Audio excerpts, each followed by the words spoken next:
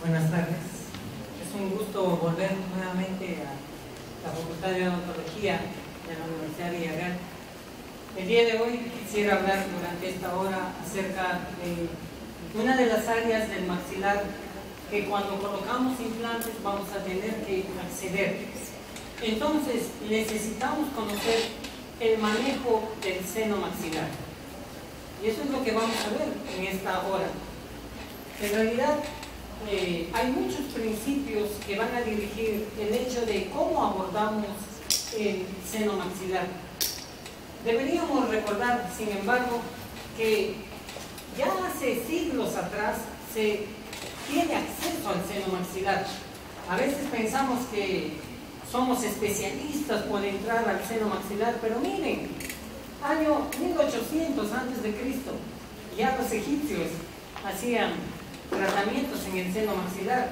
Esta momia nos da fe de que accedieron al seno maxilar, probablemente ante alguna dolencia o por algún motivo ritual, pero accedieron al seno maxilar.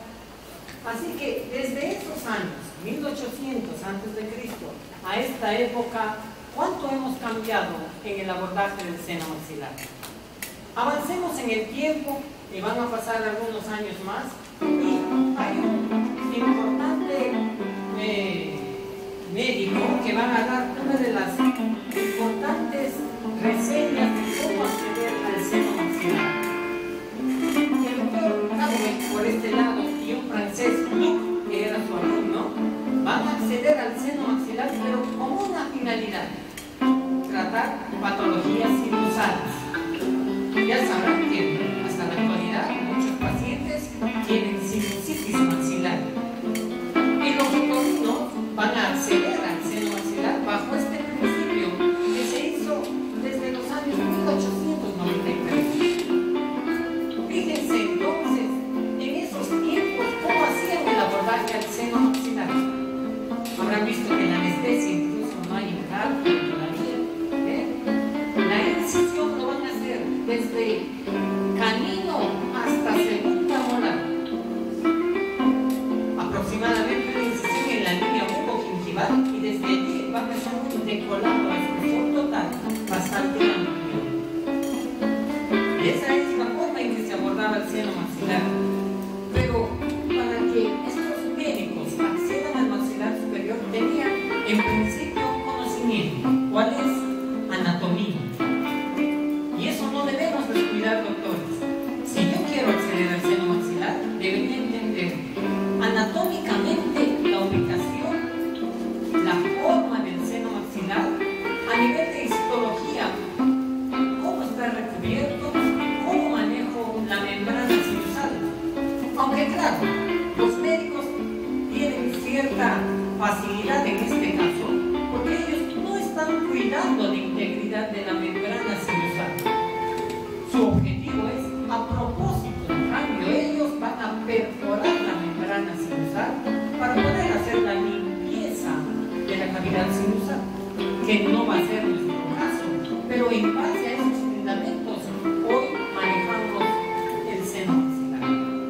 Miren que ellos entraban al seno maxilar a través de la fosa canina, es decir, por la pared anterior del seno maxilar, cosa que el día de hoy ya no hacemos, por lo menos no en implantología. Y estos fundamentos han servido para que luego se pueda abordar el seno maxilar. No había instrumentos rotatorios, y lo que hacían es en base a cinceles, escopios, cubias. Tenían que ir haciendo la osteotomía. Miren qué difícil era en ese tiempo poder acceder al seno maxilar. Y a veces esa escuela nos ha quedado y tenemos miedo de entrar al seno maxilar. Pero si conocemos anatomía, histología y fisiología del seno maxilar, creo que tendremos un buen puntal para poder acceder a este espacio. Y claro,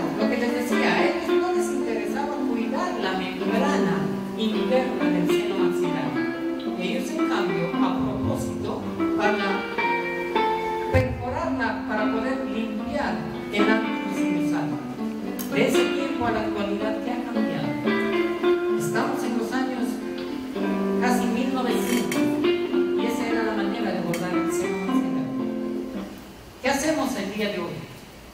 ¿Qué ha cambiado?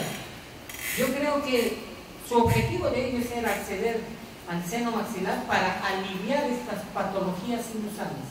Sin embargo, tenían siempre su lámpara cialítica con estos 3 iluminarios que deberían guiarnos hasta el día de hoy: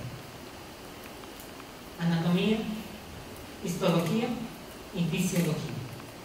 Solo conociendo estas 3 áreas, no solo para acceder por patologías, sino para manejar el seno maxilar, deberíamos tener muy en claro estos principios. Así que hablaremos algo de la anatomía, de la histología y la fisiología de nuestro seno maxilar, que serán pilares si yo quiero acceder a este área. Hay muchas referencias respecto al seno maxilar y yo quiero enfocarme en algunos detalles. Primero, ¿qué es el seno maxilar? El seno maxilar es en realidad componente de un conjunto de cavidades naturales que tenemos en el macizo craneofacial. Miren que junto a otras cavidades, el seno maxilar constituye una caja de resonancia, no solo para la voz, sino también nos va a ayudar el seno maxilar en calentar el aire que inspiramos, a eliminar patógenos que pudiéramos haber inspirado mediante las fosas nasales. Estos antros se comunican a través de unos pequeños canales, es decir, el seno maxilar se puede comunicar con el seno nasal o con el seno frontal mediante estas cavidades, mediante estos conductos. ¿Cómo se llamarán a esos conductos? El ostium. Todos nuestros senos paranasales se comunican a través del ostium. En algún momento nos va a ser útil esto.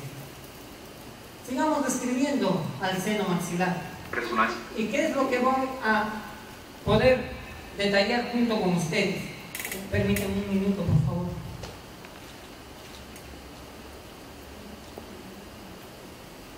No estoy confundiendo con la música. Miren esta animación que se tiene respecto a los senos maxilares. Y de aquí vamos a sacar algunas lecciones. Primera lección: ¿cuánto puede albergar el seno maxilar en un adulto? Acuérdense de esto: 250 hasta 500 centímetros cúbicos. Para cuando ya nos ha tocado tener que sacar implantes del seno maxilar, una de las maneras que tenemos de hacerlo es inyectando suero. ¿Cuánto suero podré inyectar? Allí tienen la respuesta. La otra lección del seno maxilar, vamos a estar dejando algunos conceptos, es que el seno maxilar, les decía que está comunicado a través de los ostium, pero si se obstruyen estos ostium, ¿qué es lo que va a suceder? La secreción natural que se produce en los senos paranasales no van a tener hacia dónde desfogar y naturalmente deberían ir saliendo del seno, en este caso del seno maxilar. Nosotros lo que hacemos naturalmente es tragamos estos alergenos y en el tracto digestivo se eliminan gracias a los ácidos gástricos. Pero si yo no tengo esa condición, esto es lo que va a suceder y nos ocasiona dolor, como sucede en los pacientes con sinusitis. Así que, si van a poner un implante en la zona póstero superior, lección a saber en la historia clínica del paciente si tiene antecedentes de sinusitis, porque será una complicación para el manejo con implantes dentales en este área. Siguiente punto a recordar del seno maxilar. Hoy en día, ¿cuántos no se hacen cirugías de la nariz por razones estéticas? Que pudiera estar tal vez hecho de buena manera. Pero ¿qué sucede con pacientes que desarrollan pólipos nasales? Es decir, la mucosa interna del seno maxilar sale como un pequeño granito interno y va a obstruir al ostium. O en pacientes que tienen desviado el tabique nasal, miren cómo ya es la configuración de los ostium. no siempre va a permitir el desfogue natural del contenido sinusal. Así que siguiente lección a recordar dentro de la historia clínica de mi paciente candidato a implantes en esta área superior, si tiene tabique desviado. Pudiera ser una complicación durante el manejo de nuestro seno maxilar. Veamos algunos conceptos anatómicos que nos van a ser útiles dentro del manejo de la sinusitis. Deberíamos entender que cuando vamos a tratar a un paciente candidato a implantes en este área, deberíamos medicar, sabiendo que el seno maxilar es un área que va naturalmente reciclando estos alergenos y nosotros vamos a tener que acceder a este área, habrá que medicar. Se ha visto que todo paciente con medicación previa, el resultado de infecciones postoperatorias se aminoran.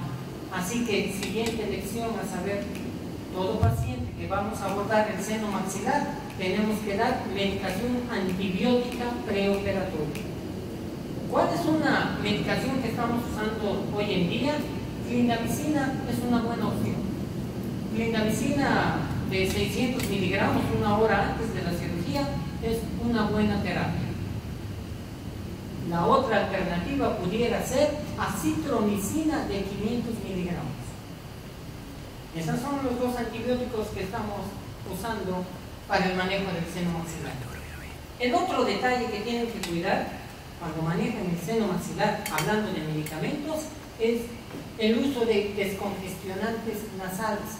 Porque no me conviene que el paciente justo se va a operar con un implante a nivel de la zona del seno maxilar y se resfríe. Imagínense la constipación, es decir, el acúmulo de estos alergenos pudieran contaminar mi área del seno maxilar. Así que habrá que dar estos medicamentos que eviten o que por lo menos controlen la parte de congestión nasal.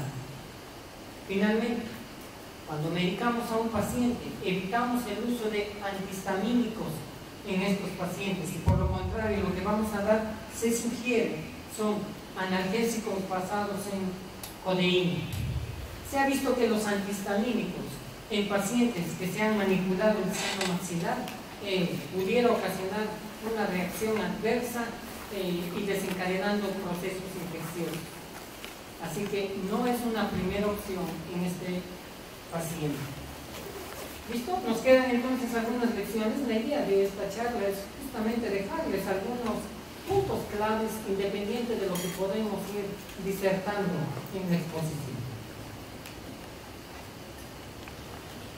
¿Cuál es la función de nuestro seno maxilar? Resonancia de la voz. Por eso que cada uno tiene un timbre de voz. No significa que a un paciente que levantamos el piso de seno maxilar y vamos a hacer regeneración ósea, le vamos a cambiar la voz, ¿no? Bueno, por lo menos eso no ha sucedido. Pero cuidado con pacientes que son, por ejemplo, cantantes líricos o cuya profesión se dedica a este tipo de actividades. Los cantantes de ópera o de este tipo, lo que no pueden tener es justamente infecciones sinusales, porque el hecho que se ocupe el seno maxilar pudiera alterar esos esfuerzos en la voz. Así que dentro de la historia clínica habrá que tener en cuenta ese criterio al operar a un paciente. Sigamos. El seno maxilar en realidad se forma desde la vida intrauterina, pero según el seno maxilar aumente su tamaño. Sin embargo, ¿qué sucede cuando se extrae un diente, una primera molar superior, por ejemplo? ¿Qué sucede naturalmente? El seno se va a neumatizar, le llamamos. Es decir, si me están diciendo que el seno maxilar es una caja que va a albergar el aire, esa presión de aire, ante la falta de resistencia de los ápices dentales, va a ocasionar justamente la expansión de esta caja del seno maxilar. Naturalmente no debiera ¿por qué neumatizarse el seno? Si no es por razones ambientales, entiéndase, extracción de dientes. Al extraer un diente de esta zona, corremos mucho riesgo en que nuestro seno maxilar siga neumatizándose. Naturalmente no debería hacerlo. ¿Qué otro detalle respecto al seno maxilar? Tengan en cuenta estas medidas en promedio que manejamos en un paciente adulto. El seno maxilar es como si fuera una pirámide trunca, es un cubo, cuyas medidas aproximadamente son casi 4 centímetros en distancia de la longitud, 40 milímetros o 4 centímetros en altura y 30 milímetros en distancia anteroposterior, en promedio. Y esto nos va a ser útil para cuando levantemos el piso del seno maxilar y nos pidan hueso y membrana para poder llenar esta cavidad. Habrá que tener en cuenta entonces cuánto vamos a necesitar. Hace un momento les decía 250 centímetros cúbicos en promedio, de 250 a 500 pudiera ser la capacidad de nuestro seno maxilar. ¿Cuántos gramos de hueso entonces te diré?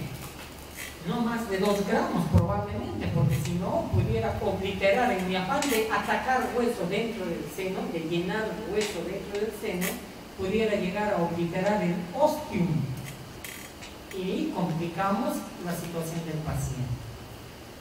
Tengan en cuenta entonces siempre estas medidas.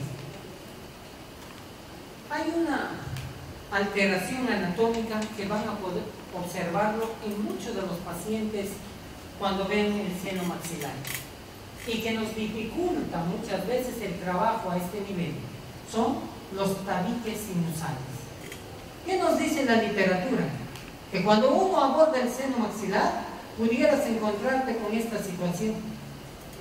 Hay un tabique que te va a impedir ahora levantar tranquilamente la membrana sinusal.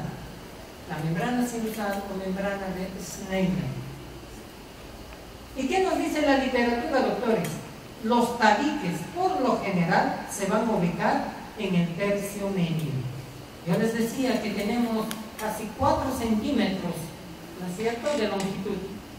Bueno, si voy a acceder en la mitad de esa distancia, es aquí donde se ubican la mitad de los tabiques sinusales. Así que tengan en cuenta, y la tomografía debería advertirles este detalle. Hay un principio en el cuerpo humano que nos dice, toda cavidad siempre está recubierto por una mucosa. Cavidad abdominal, cavidad torácica, toda cavidad, incluso la cavidad bucal, ¿no es cierto?, tiene un epitelio oral. Esa es la regla en el cuerpo. Toda cavidad siempre tiene un revestimiento o una mucosa que lo reviste. Ahora que estamos hablando de la cavidad sinusal, también entonces va a estar revestido por una mucosa sinusal. ¿De qué está conformada esta mucosa sinusal? Antes pensábamos que era solo tejido epitelial. Y claro, esta membrana de Schneider o mucosa sinusal, que está revistiéndolo internamente, está hecho de un epitelio cilíndrico pseudoestratificado ciliado. Pero miren este detalle, doctores. Debajo de estas células epiteliales tengo tejido conectivo. Se han preguntado, quienes han ya hecho algunos implantes o quieren hacer implantes, al levantar el piso de seno maxilar, atacamos un montón de hueso, 1 gramo, 2 gramos allí ponemos de hueso. La pregunta es, ¿desde dónde vienen las células progenitoras para que se convierta todo lo que estoy llenando en un hueso sólido que luego va a recibir un implante? ¿Desde dónde vienen esas células progenitoras óseas? Entendamos entonces que la membrana sinusal no es solo epitelio. Debajo de ese epitelio tengo mi lámina propia o una porción de tejido conectivo que hace las veces de periósteo. Es decir, es como que mi membrana sinusal está unido al hueso mediante un periósteo y es en esta zona donde se van a ubicar células multipotenciales óseas. Pero hay un detalle, miren, el grosor de todo esto en promedio está en menos de medio milímetro de espesor. Y ahí viene la dificultad de trabajar en el seno maxilar. Miren el grosor de membrana que vamos a tener que levantar sin romperlo, sin romperlo. Es una lámina de menos de medio milímetro de grosor.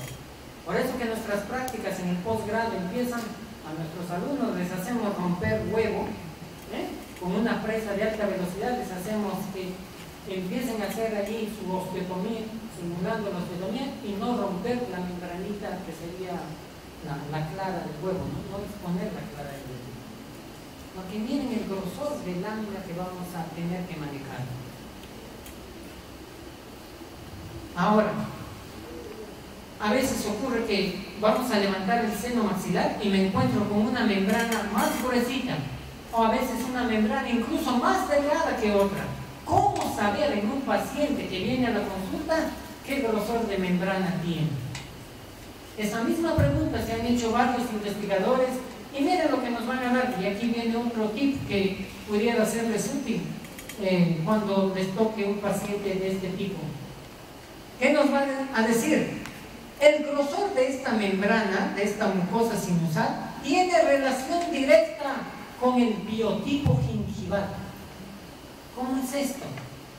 Es decir, si un paciente tiene encía delgada, es muy probable que su mucosa sinusal también sea delgada.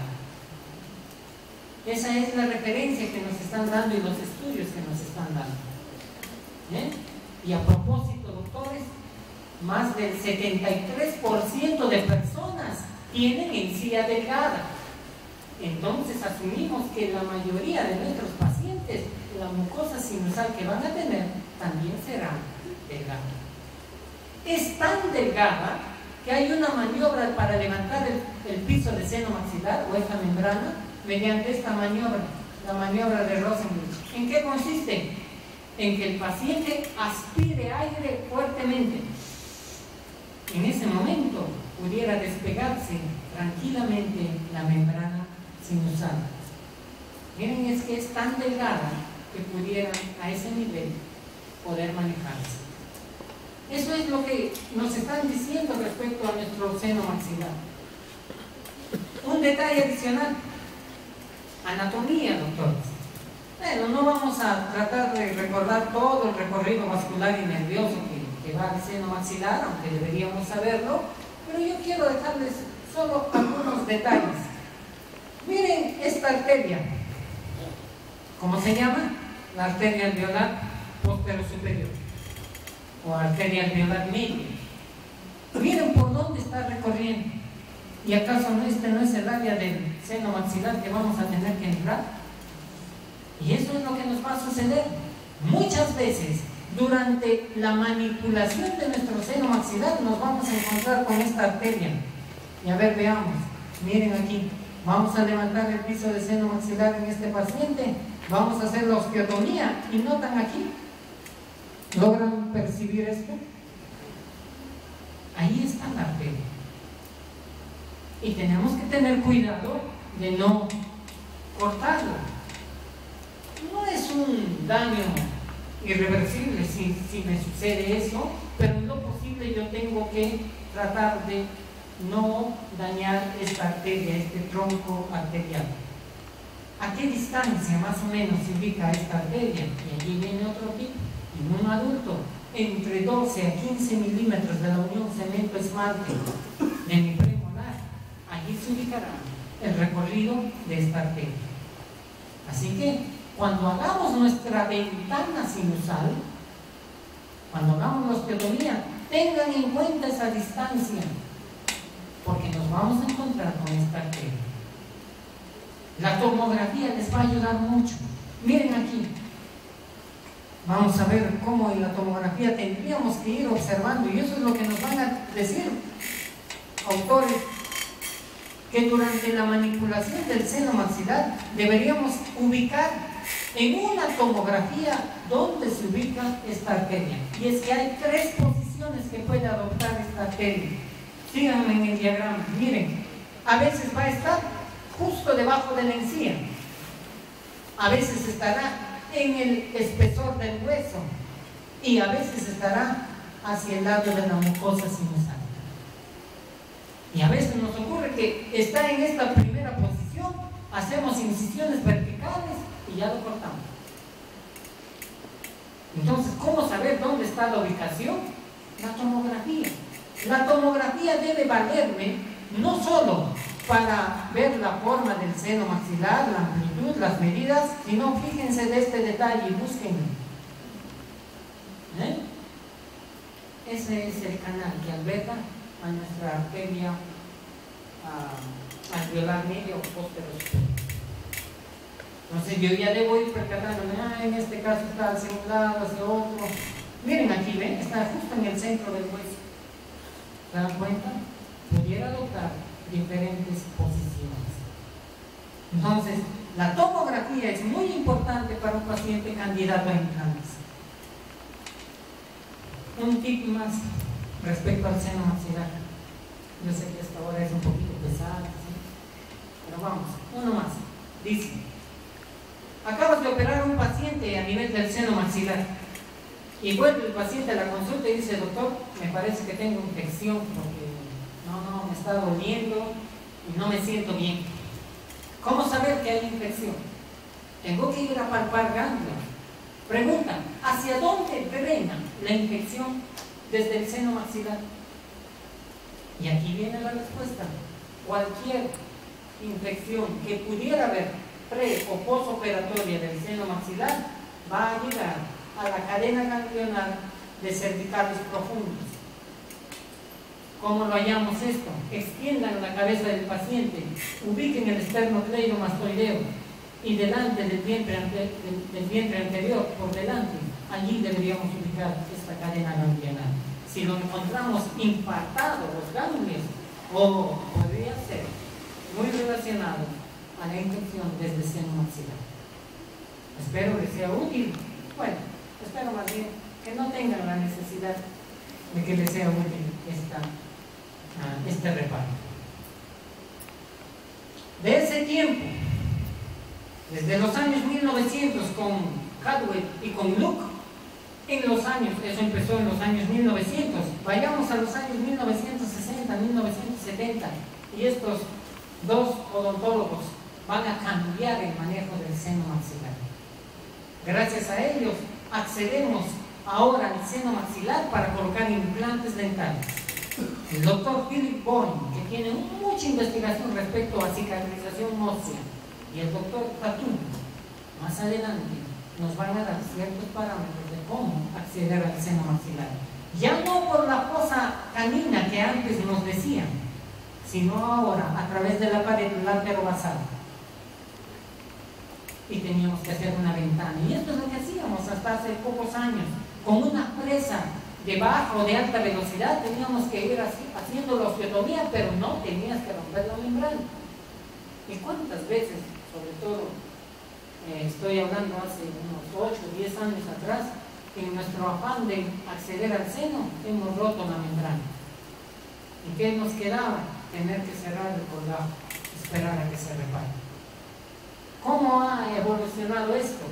¿No? Pero ya desde esos años con el doctor Tatum empezamos a darnos muchos alcances de cómo manejar el seno maxilar, y no solo cómo levantar el piso del seno maxilar, sino a la vez poder colocar implantes dentales. Pero hay un detalle aquí, miren. Estamos levantando el piso del seno maxilar, pero a la vez tenemos que poner algún material de relleno y de membrana para que se forme hueso dentro de esa cavidad. Tengan en cuenta ese detalle, Tenemos que usar un buen material, y la pregunta luego es: ¿y qué material uso? Al final comentamos algo de esto. De este tiempo, ahora, ¿cómo ha cambiado levantar el piso de seno maxilar? Hoy en día tenemos tecnología que nos facilita el manejo del seno maxilar. Y ya no es como años anteriores donde teníamos que usar una fresa redonda para hacer la perforación, la osteotomía. Hoy en día tenemos equipos que hacen que el abordaje al seno maxilar sea tan sencillo que chicos desde pregrado ya están empezando a acceder. La tecnología que tenemos es tal cual que estas fresas, por más contacto que tienen con la membrana sinusal, no van a cortarla tan fácilmente. Es decir, te dan más confianza para poder hacer tu ventana sinusal. Y esta tecnología está a nuestro alcance, ¿no? Hay aquí en medio por lo menos 2 empresas que traen este tipo de instrumentos que facilitan el abordaje al seno maxilar. La forma de estas fresas que tienen al contacto con la membrana sinusal, fíjense, hacen que no se rompan tan fácilmente. Claro, si yo lo hago con demasiada fuerza, sin cuidado, pudiera darse, pero con el cuidado necesario podemos manejar mucho más tranquilo el seno maxilar. Hoy en día se tienen instrumentos a propósito para el manejo solo del seno maxilar. Estas fresas lo que van a hacer es, en algún caso, recortar la tabla ósea vestibular, pero cuando entran en contacto con la membrana, al tener una convexidad en su terminación, no van a perforar. Esto es lo que tenemos hoy en día. Y hoy accedemos al seno maxilar gracias a estas fresas. Y nos van a permitir justamente abordarla, ya no solo por la ventana lateral, sino también a través del reborde idéntico. Y tenemos esa ventaja con este instrumento, porque antes trabajábamos a ciegas. No sabíamos si habíamos roto o no la membrana. Con estas fresas tenemos cierta facilidad para poder manipularlas. Y no solo eso, ahora incluso vienen con topes. Prácticamente tenemos controlado la manera de cómo acceder hacia el seno maxilar, ¿no? Nos han fabricado instrumentos que tranquilamente pueden decorar este piso de seno maxilar y van a permitir que hagamos trabajos en este área cuando el seno maxilar está neumatizado. Lo que hacemos es acceder o a través del reborde déntulo o a través de la pared lateral del seno maxilar. Y podemos lograr colocar implantes que antes nos hubiera obligado a poner implantes cortos. Ahora ya levantamos el seno maxilar, hacemos regeneración y poder colocar implantes a la par. Eso es lo que vamos haciendo con el seno maxilar. Pero todo depende nuevamente del conocimiento desde anatomía, desde biología, fisiología y el funcionamiento natural que tiene el seno maxilar. Tenemos este juego de curetas que nos van a facilitar el manejo frente a senos de este tipo. ¿Dónde accedemos a ello? ¿Dónde debo colocar el implante si solo me queda muy poco hueso? Tengo que abordarlo necesariamente por la pared lateral del seno. Y estos instrumentos permiten esta acción. Para luego poder colocar implantes tranquilamente dentro de la cavidad sinusal previa regeneración ósea o en conjunto. Este es el manejo, doctores, del seno maxilar que vamos teniendo. Y solo para que entendamos la manipulación de estas fresas. Estas son las 2 maneras en que estamos abordando el seno maxilar. Alguna de estas fresas lo que van a hacer es perforar, desgastar toda la tabla ósea. En cambio va a haber otro grupo de fresas que lo que va a hacer es sacar una tapa que luego lo podemos volver a colocar. Esto funciona con el motor mismo de implantes, ¿no? A una velocidad dependiendo del grado de cortical. ¿Cómo ha cambiado? ¿No? ¿Cómo ha cambiado de esa fecha a ahora? Pero lo que no ha cambiado, doctores, es la lumbrera. Nuestra lámpara ciatítica, ahora que nosotros trabajamos para implantes dentales, debe ser la misma. Usar siempre la mano de anatomía, usar histología y fisiología. Ya no para tratar patologías sinusales como se hacía décadas atrás, sino nuestro objetivo ahora, bajo los mismos principios, es saber regenerar el hueso y colocar implantes dentro del seno maxilar. Y quisiera terminar hablándoles acerca de parte de esta regeneración que estamos haciendo dentro del seno maxilar.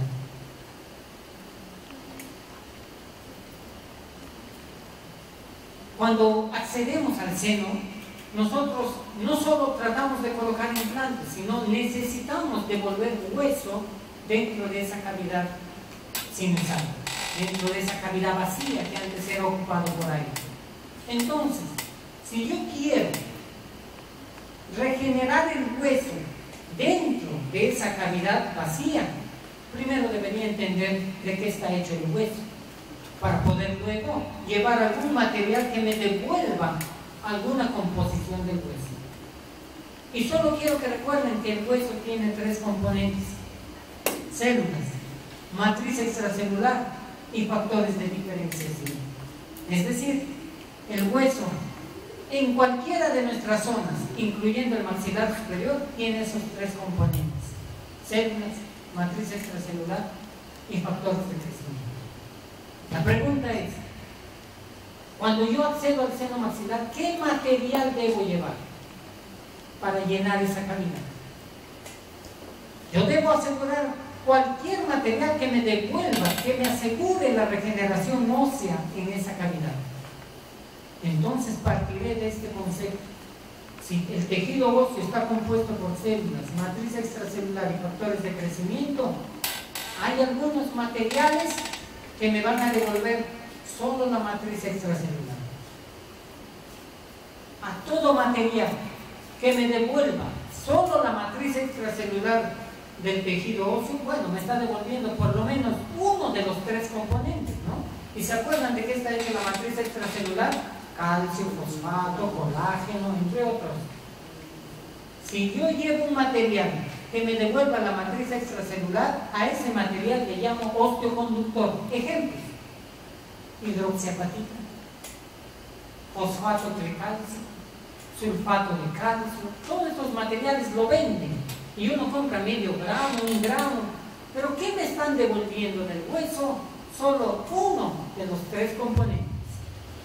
¿Es útil? Bueno, es útil, pero le llamaré osteoconductor porque solo me devuelve uno de esos 3 componentes. Busquemos otro material que tal vez sea mejor que este y vamos a encontrar materiales que me devuelven ya no uno, sino por lo menos 2 de los 3 componentes del hueso. Además de matriz extracelular, me devuelven factores de crecimiento. ¿Cómo se llamarán a esos materiales? Mejor que el anterior, ¿no es cierto? Se llaman osteoinductores. Ejemplos: no llega a nuestro medio, pero hay un material osteoinductor que se llama PEPGEN P15, que es la combinación del BIOS con un factor de crecimiento. Entonces, ¿qué hacemos en nuestro medio? ¿Qué hago aquí en mi consultorio que no viene ese material? ¿Cómo llevo un material osteoinductor? Lo que estamos haciendo es, al hueso que compramos, al hueso bovino, al hueso humano, le vamos a agregar plasma rico en plaquetas o le vamos a agregar plasma rico en fibrina. ¿Qué estoy haciendo? Mejorando mi producto, porque el hueso bovino, ¿qué es? Solo es osteoconductor, solo me devuelve matriz. Pero ahora que yo le agrego plasma rico en fibrina, estoy agregando factor de crecimiento. Mejor, ¿no es cierto? Mejor. Pero sería muchísimo mejor si yo busco un material que me devuelva los 3 componentes. Y a ese material le llamaremos osteogénico.